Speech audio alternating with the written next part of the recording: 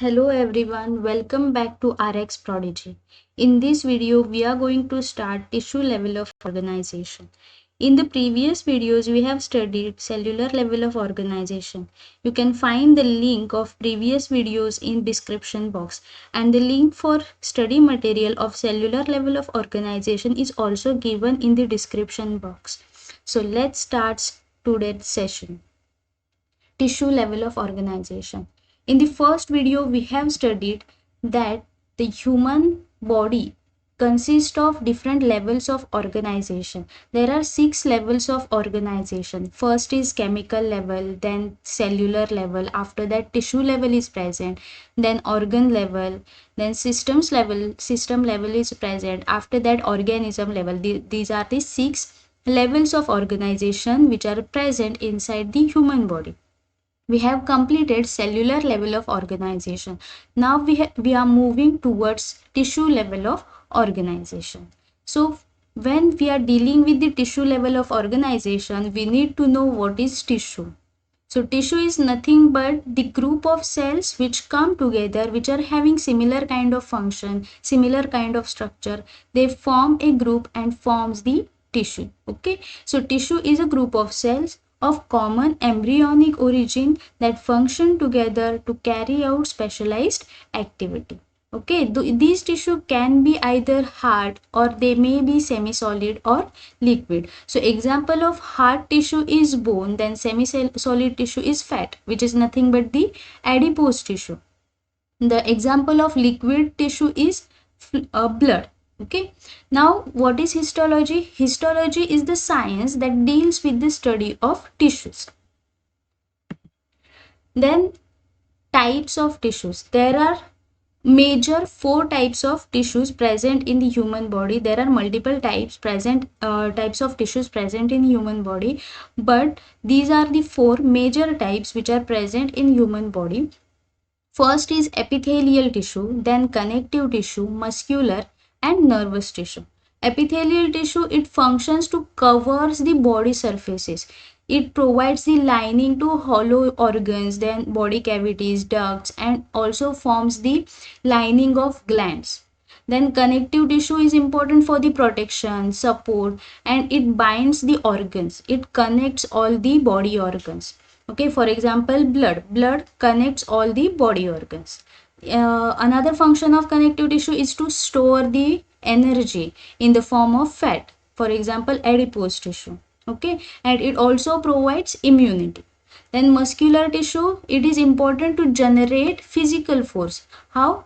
By providing the body structure, by providing the movement to the body, by generating heat inside the body. This is the function of muscular tissue. Then nervous tissue is important for the coordination. Okay, it detects the changes in the body and responds by generating nerve impulses. So the development of these tissues, the tissues of body develop from 3 primary germ cells. Okay, ectoderm, endoderm and mesoderm. These are the primary germ cells from which the tissue is developed. All the connective tissue and most muscle tissues derive from mesoderm, whereas the nervous tissue develops from ectoderm. And most of the epithelial tissue like ciliated, columnar epithelial tissue are developed by endoderm. Moving forward, as we know that tissue is nothing but the group of cells, they are come together and form a tissue, right? So there must be the connection between the cells that makes this tissue, right? So this connection, this contact point is known as cell junction. Okay, so cell junction is the contact point between the plasma membranes of the tissue cells. Now these junctions are of 5 types. These are the 5 common types. First is tight junction, then adherens junction, desmosomes, hemidesmosomes and gap junction. First, tight junction. Tight junction is nothing but the web-like strands of transmembrane protein. As we know that we have studied in our previous video that plasma membrane contains various transmembrane proteins.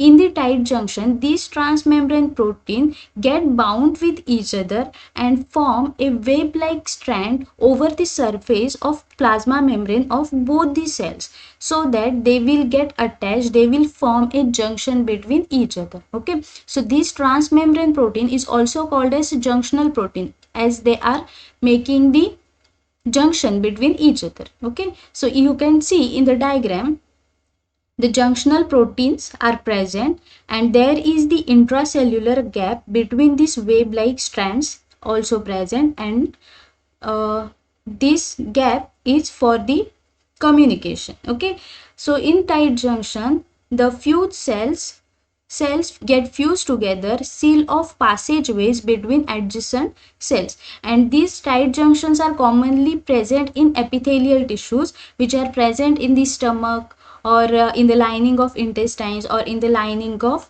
urinary bladder. Okay, and this tight junction help to retard the passage of substances between cells and leaking into blood and surrounding tissues. Okay, that means it will retard, it will prevent the passage of substances between the cells.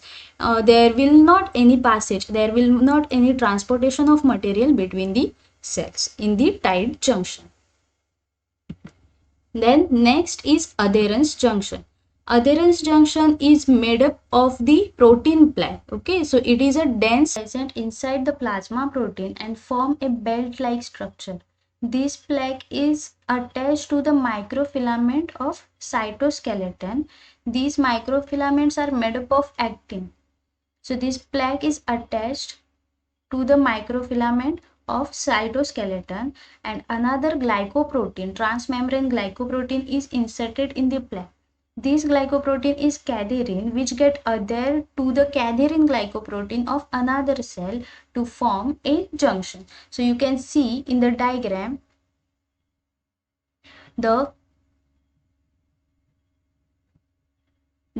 two cells, the two plasma membranes are present, and the cadherin glycoprotein are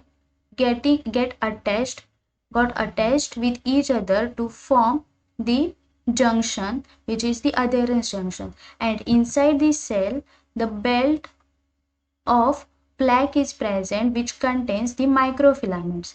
The function of these microfilament is to support and provide structure to cell, so that the cell will remain intact. And these kind of adherens junction are present in different kind of epithelial cells.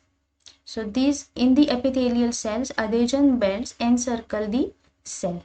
Then next is the desmosome. The desmosome junction is same as the adherens junction. It contains plaque and cadherin. Cadherin are important for the adhesion between two cells, so they get attached. And here the another microfilament is present inside the plaque, which is the keratin. Keratin also important for the protection of cell structure, and it provide intact cell structure. Okay, so desmosome plaque attaches to intermediate filament that contain the protein keratin. And these kind of junctions, like desmosome junctions, are widely present in the cardiac muscle, and they prevent the separation of cells. Whenever there is contraction of muscle tissues, cardiac muscle tissues occur, there are the chances that the cell may get separate out, and this desmosome junction will prevent the separation of this cardiac muscle tissue. Then next junction is the hemidesmosome. We have seen desmosome. Desmosome contains cadherin, then keratin microfilaments are present. Same in the hemidesmosome. Hemi means half, so this is the half of desmosome. That means in the desmosome, the junction is between two cells. So in hemidesmosome, the junction is between one cell and its basement membrane. Hence it is called as hemidesmosome. So it do not link adjacent cells, but anchor cells to the basement membrane, and contains transmembrane glycoprotein integrin. In the desmosome, we have seen transmembrane glycoprotein was cadherin. In hemidesmosome, Integrin is the transmembrane glycoprotein. Integrins attach to intermediate filaments and the protein laminin present in the basement membrane. Then the last junction is gap junction. The gap junction connect the neighboring cells via tiny fluid-filled tunnels called as connexons. These connexons contains the protein connexin. The plasma membrane of gap junctions are separated by very narrow intracellular gap. So communication of cell occur with the help of these connexons, which are nothing but the tunnels through which the communication occurs. And the communication, that means the transportation of ions, nutrients, waste product, then chemical, electrical signal will travel from these connexons, which are nothing but the fluid filled tunnels and made up of connexin, which is the protein. So here we have completed the junction of tissue. In the next video we are going to start the epithelial tissue. Thank you for watching.